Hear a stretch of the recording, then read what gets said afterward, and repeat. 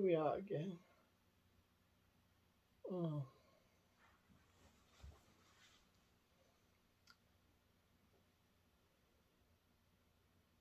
there's a lot of stuff happening.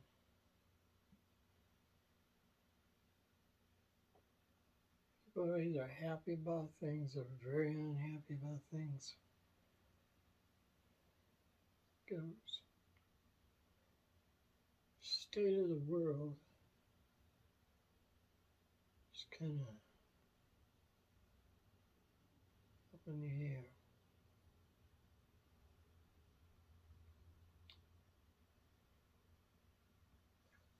And I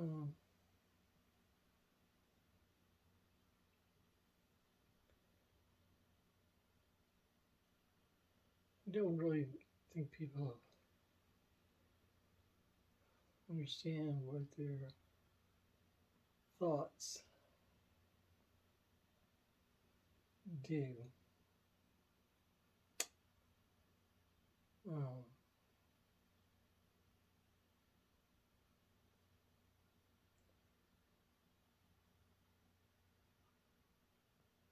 Sort of want to talk about like thought forms becoming actual things. The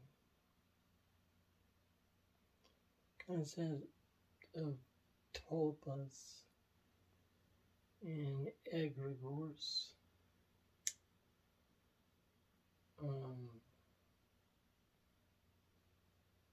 Some of it's going to be like too hard to understand unless you have a broader knowledge of certain things. And not a lot of people are even talking about this, and more like arguing over what is right and what is wrong, and who is this and who is that, and what. But if you look at certain things in society right now, you have people trying to tell you that we're at a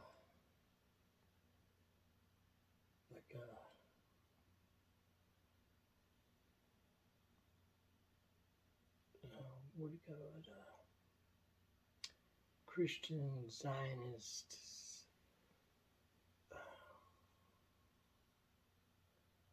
Islamo-Zionist, Judaistic Zionist end time.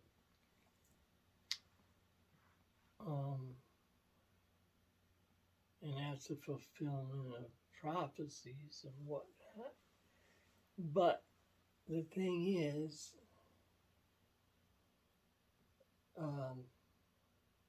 if you really dug deep into all that stuff like that, the things that are happening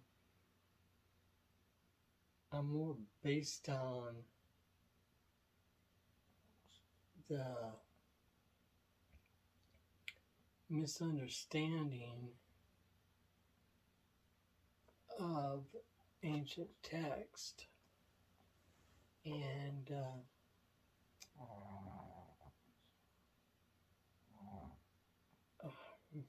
bad translations, but have come about in some weird way that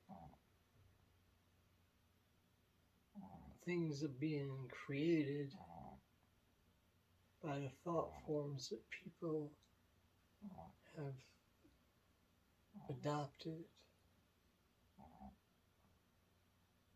And what's very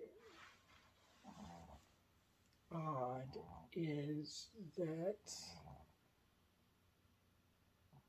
even though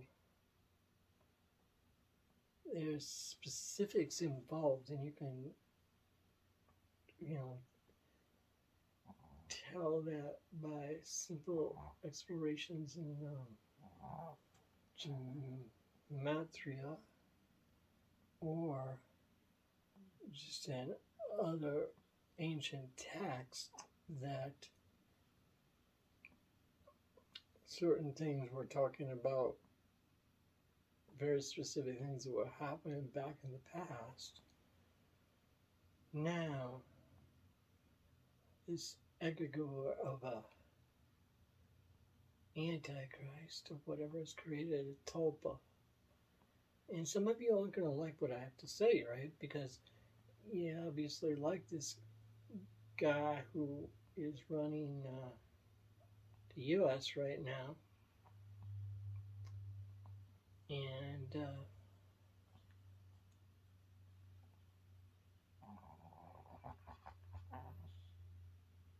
it's like, yeah, I'm not going to be one that sits here and says, okay, everything this guy is doing is bad or everything this guy is doing is good. It's like with anything, there's good aspects to it and bad aspects to it. And matter of fact, a lot of people would do really good to just stop focusing either one way or the other and just look at things honestly and in a way that was not so biased, pro or con. However, when Donald Trump was attempted on his life back there in Butler, Pennsylvania,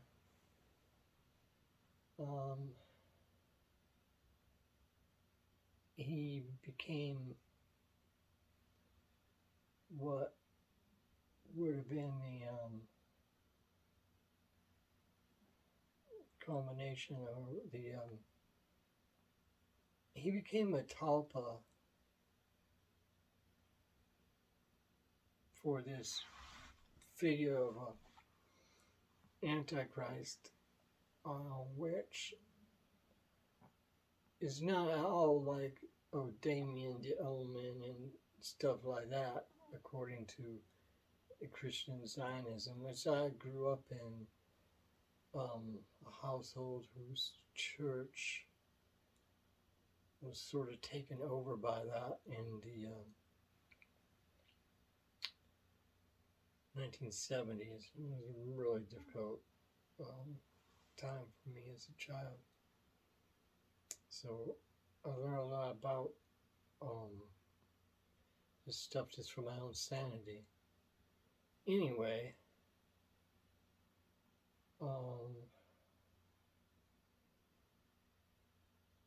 this whole sort of sci-fi end time stuff that people like Hal Lindsey came up with. I got people believing in this Antichrist figure who's going to deceive people and these guys are going to have an attempt on their life or their political career, and it's not what the ancient texts actually say, but it's what you got with President Donald Trump. So it's kind of weird that coming out of specifically this thing with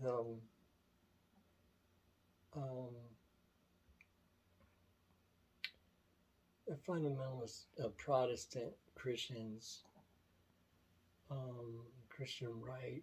I'm not talking about Catholics. I'm not talking about even like some of the like more calmer Protestant denominations or whatever like that, or different Orthodox organizations. They don't believe in all, like some of them don't believe in all that. So Orthodox and traditional Catholics, it's considered a heresy to even believe in a lot of that end time stuff and rapture stuff and the Antichrist in that way. So, but when Trump was shot in Butler, PA, became the epitome of what these, especially charismatic or Christian Zionists, eventually had come up with in their tracts, in their comic books, in their like little like their movies and whatever. So it's kind of weird that their belief, which is very heretical, in fact, if you're going by even traditional church standards, has now created what is essentially a tulpa or egregore of the Antichrist in his figure of Donald Trump. Now, there's like Christopher John Beardness is saying that it's like all a plan thing and stuff like that. And quite honestly, I can't really get behind the whole thing of that all being faked, but whatever. You can entertain it if you want.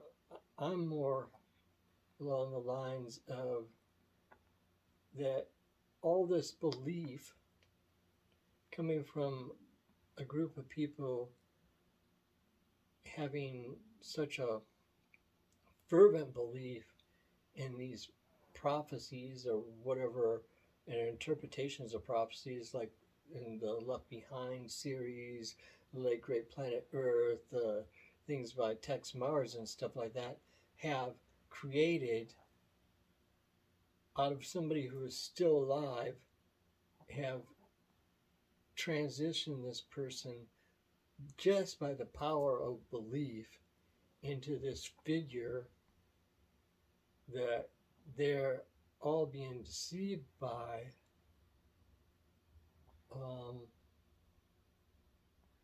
even though they're the ones that their religion created it. If any of you are following me with this, it's like I would suggest that you get a hold of some works on egregores and tulpas and read them to understand what I'm saying, because it's kind of like important that maybe some belief systems are so pathogenic to reality, so toxic to reality, that a large number of people believing in them is actually going to create the things that they warn against, that are so-called evil or harmful to the planet, to humanity, and stuff like that. And it's like, some people saying, okay, like our belief in God creates God, and it's like our belief in the devil creates the devil, our belief in the Christ creates the Christ, our belief in the Antichrist creates the Antichrist. you know, in the original text, though, Antichrist is also like an antidote.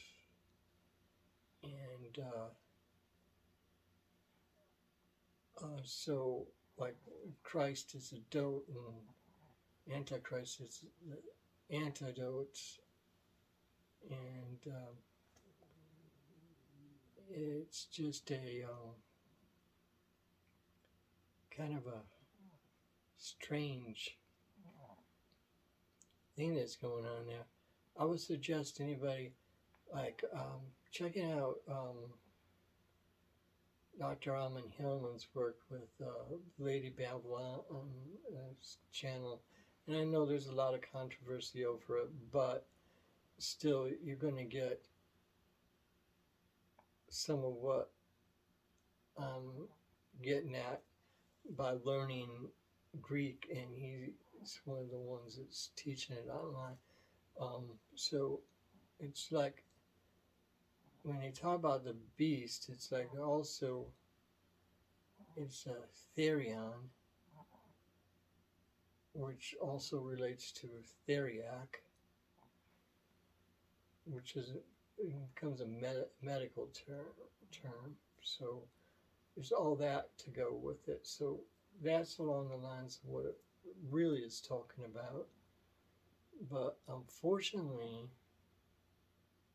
all this belief, just over the past few years, since like mostly since the 70s, because a lot of this stuff wasn't even around when like I was like a very small child, and all of a sudden, like everybody started flipping out, and I had talked to pastors about it and stuff, and older relatives and my parents, and they're like going, that stuff wasn't around before. It just wasn't.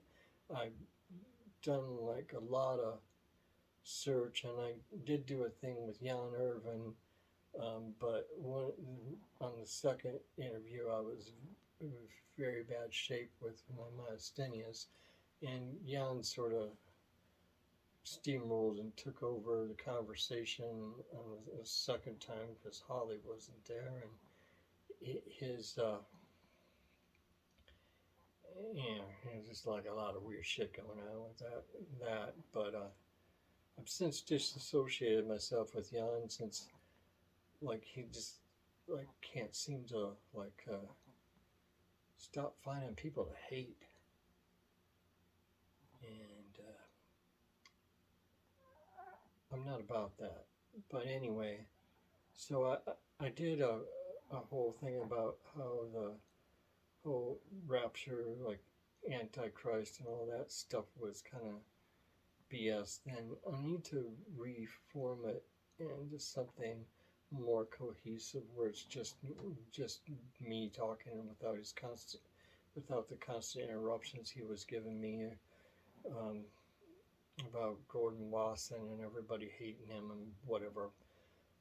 But anyway, I need to get something more going on that, because it's like it's very important that we get away from this whole thing of creating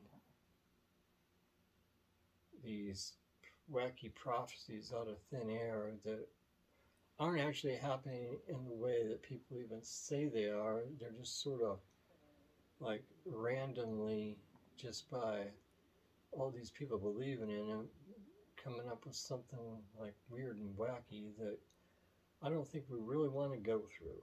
So, yeah, if any of this makes sense, I'll try to make more sense of it at some other time. Remember, I do have myasthenia gravis. I do get brain fog. I do um, uh, get tongue-tied at times, and sometimes you won't see me for a while because I'm not doing too good. And also, um, I'm not doing any interviews again with anybody like Jan Irvin and stuff like that, because they want to dictate too much, they overtalk each other. And the thing is, that's one of the problems with podcast is like this whole cult of personality around podcasters. You never get to hear what the guest is saying half the time anyway, because podcaster wants to like put their $1.50 in or $500 in, and you only get to hear the interviewer's 2 cents, and that just ain't the way things need to be. So I'll try to get this at some other time. You know, I also am working on my artwork and I'm working on music and stuff like that. So I'm putting it all out there, everything in that's going to be in here on this channel, on my Facebook, on my TikToks, and everything like that. Everything all at once, all of me. Because the thing is, if you are going to jam culture, you need to be able to do a whole bunch of different things, even if you're not doing well. So dividing it all up into different channels doesn't really make sense to me. And anyway,